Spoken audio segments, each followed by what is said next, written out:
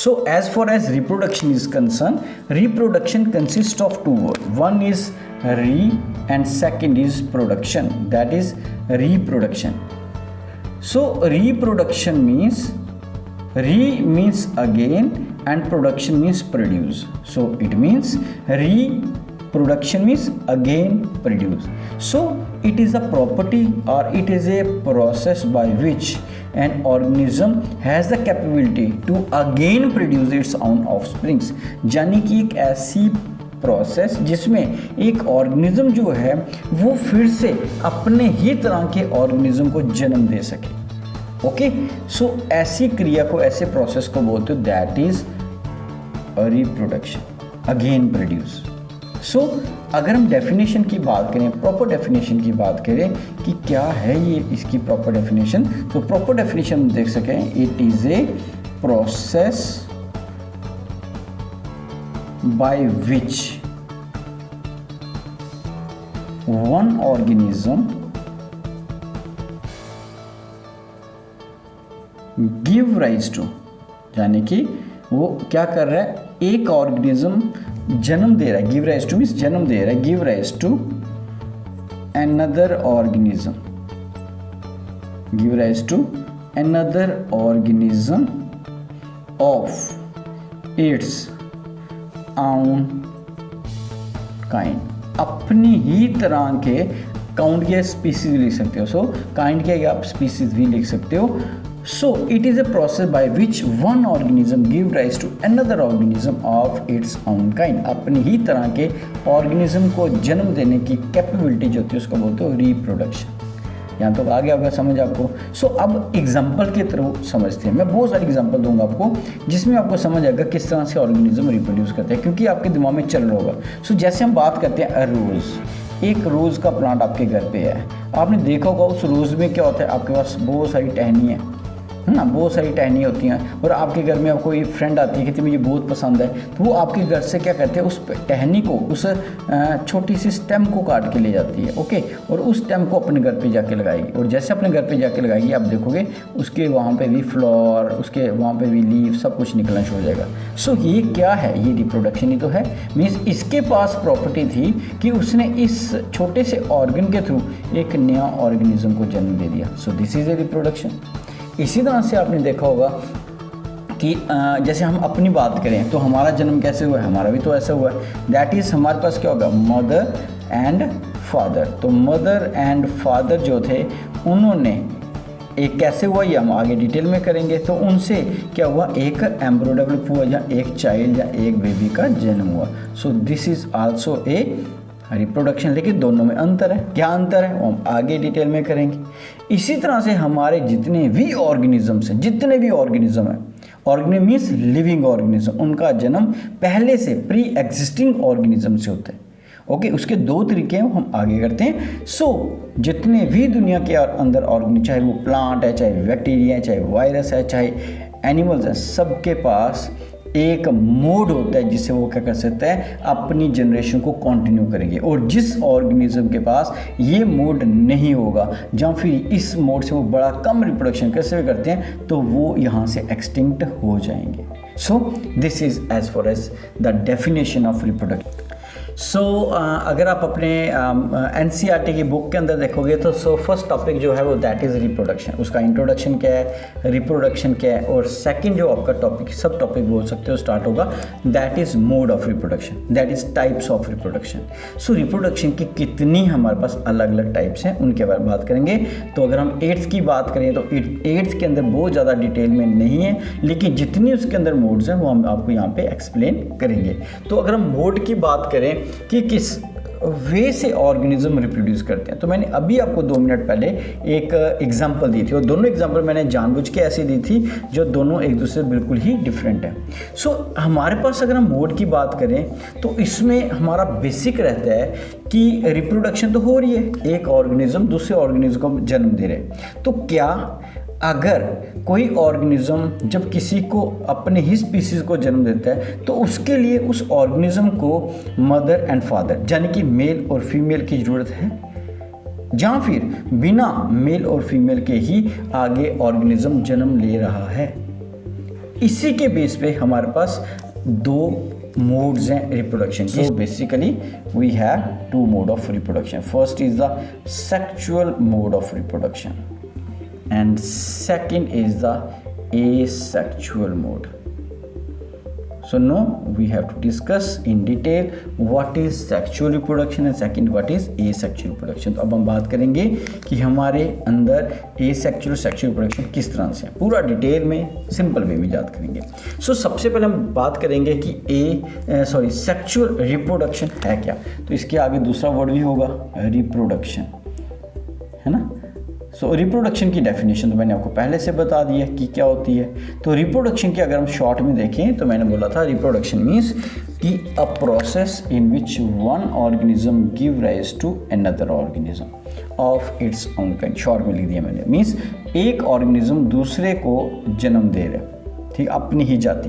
Cat कभी rat को नहीं देगी, रैट कभी कैट को जन्म नहीं देगा, डॉग कभी कैट को नहीं देगा. मीन्स अपनी ही स्पीसीज को जन्म देंगे. Okay, first thing is clear. Second, what do you mean by sexual. तो सेक्सुअल जो है ये वर्ड आया कहाँ से. तो ये वर्ड आया है दैट इज सेक्स से. So what does it means. तो आपने बड़ी बार फॉर्म में देखा होगा. सेक्स का मीनिंग होता है that is male and female. तो यहाँ पे हमारे पास आ गया फीमेल एंड मेल. सो ये दो वर्ड से वर्ड आया सेक्स. अब ध्यान से देखेंगे इसको, कितना सिंपल है, बिल्कुल सिंपल.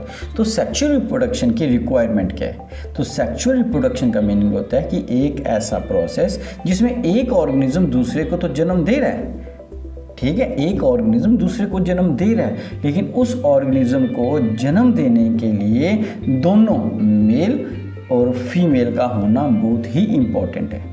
अगर इन दोनों में से एक भी मिसिंग होगा तो ये प्रोसेस नहीं हो सकता, तभी तो उसका नाम है सेक्सुअल रिप्रोडक्शन.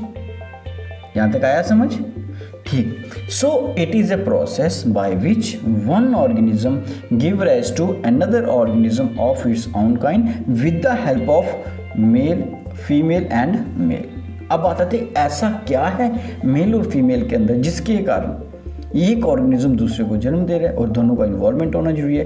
क्योंकि फीमेल के अंदर अगर आप देखेंगे तो यहाँ पे क्या प्रोडक्शन होती है. सो फीमेल प्रोड्यूस करते हैं गैमेट्स, यानी कि सेक्स सेल्स होते हैं, स्पेशल सेल्स, और उनको बोलते हो आप एग सेल्स या फिर एग बोलते हो, ओवम बोलते हो. और अगर हम बात करें मेल की तो मेल के अंदर प्रोड्यूस होता है that is sperms. So male produce करेंगे स्पर्म्स, फीमेल प्रोड्यूस करेंगी एग. यहाँ तक आ गया समझ. तो सेक्सुअल रिप्रोडक्शन के लिए पहले रिक्वायर्ड मेल और फीमेल का होना जरूरी है. अब क्यों, क्योंकि मेल जो होते हैं वो प्रोड्यूस करते हैं स्पर्म्स और फीमेल प्रोड्यूस करते हैं एग. तीसरा, अब जब ये दोनों प्रोड्यूस होंगे तो इसमें होगा क्या, ये दोनों फ्यूज़ करते हैं आपस में. जैसे आप साइड पे डायग्राम भी देखोगे, साइड में जो डायग्राम उनको भी देखते जाओ. मैं दोनों तरीके से आपको समझाने की कोशिश करूँगा. ये मान लो आ गया एग जो फीमेल ने प्रोड्यूस किया, ठीक है, ओवरी प्रोड्यूस करती हैं, और यहाँ पे आ गया ये स्पर्म मान लो, तो ये मेल ने प्रोड्यूस किया, तो ये आ गया स्पर्म, ठीक है, और ये आ गया एग. तो इन दोनों के जुड़ने से, जब ये आपस में जुड़ते हैं तो एक स्ट्रक्चर बनता है. इसका न्यूक्लियस अंदर चला जाएगा, वो थोड़ा सा बड़ी बात है, वो आज मैं आपको आगे समझाऊंगा. जैसे हम आगे पहुंचेंगे तो यहाँ पे एक स्ट्रक्चर बन जाएगा. तो इसका न्यूक्लियस पहले से ही आ गया एग का न्यूक्लियस, यानी कि मेन चीज़ जो हम जीन से लेते हैं ना, और ये आ गया स्पर्म. तो ये बन गया हमारे पास एक नया सेल, और इस सेल का नाम है जाइगोट. ध्यान से देखना. सेक्सुअल रिप्रोडक्शन में पहली चीज़ थी मेल और फीमेल का होना, दूसरी चीज़ थी एग और स्पर्म का प्रोड्यूस होना, तीसरी चीज़ थी एग और स्पर्म जब प्रोड्यूस होंगे मेल और फीमेल, उसमें एक प्रोसेस होगा. इस प्रोसेस को बोलते हो दैट इज़ फर्टिलाइजेशन. क्या बोलोगे, फर्टिलाइजेशन. तो ये होना जरूरी है, आप साइड पे देख भी रहे होंगे. उसके बाद जब ये फर्टिलाइजेशन होगी, यानी कि दोनों जुड़ेंगे आपस में, तो ये स्ट्रक्चर बन जाएगा. और अल्टीमेटली ये स्ट्रक्चर बनता है जब ये इसके अंदर चला जाएगा, और इसको बोलते हो जाइगोट. यानी कि जाइगोट एक ऐसा सेल होता है, एक सिंगल सेल होता है जो आंखों से नहीं दिखता. एक हाथी जो इतना बड़ा है वो भी इसी एक सेल से बना, जो आंखों से नहीं दिखता. व्हेल जो हमारे 8 हाथियों के बराबर है, वो भी इसी एक सेल से बनी, जो आंखों से नहीं दिखता. खुद सोचो कि इस सेल के पास कितनी शक्ति है, क्या क्या है इसके अंदर, कि इसी सेल से आपका स्केलेटन बन रहा है, इसी एक सेल से आपका सर्कुलेटरी सिस्टम बन रहा है, इसी एक सेल से आपका रेस्पिरेटरी सिस्टम बन रहा है, इसी एक सेल से आपका डाइजेस्टिव सिस्टम बन रहा है, इसी एक सेल से आपके पूरे बॉडी के excretory organs, nervous coordination, reproductive organs सब कुछ बन रहा है। तो इसी के अंदर सब खजाना है, जिससे आने वाले टाइम में अगर ह्यूमन की बात करेंगे 9 मंथ के बाद यही एक सेल पूरे ऑर्गेनिज्म को जन्म देगा। तो कितनी बड़ी बात है। तो यही चीज़ें हमें बेसिक लेवल पे समझनी है। हो सकता है कि वीडियो लंबी हो जाए मेरी कुछ, लेकिन मैं चाहता हूँ कि बच्चों को बिल्कुल क्लियर कट, क्रिस्टल क्लियर चीज़ समझ आनी चाहिए कि हम पढ़ने क्या जा रहे हैं। टाइम लगे, 10 मिनट लग जाएंगे, 15 मिनट लग जाएंगे, लेकिन ज़रूर इसको आराम से समझो, ठीक है, क्योंकि ये आपका फ्यूचर बनाएगा आगे, ठीक है ना। क्योंकि इन्हीं चीज़ों को, इसी को बोलते हो बेसिक रूट लेवल पे पढ़ना।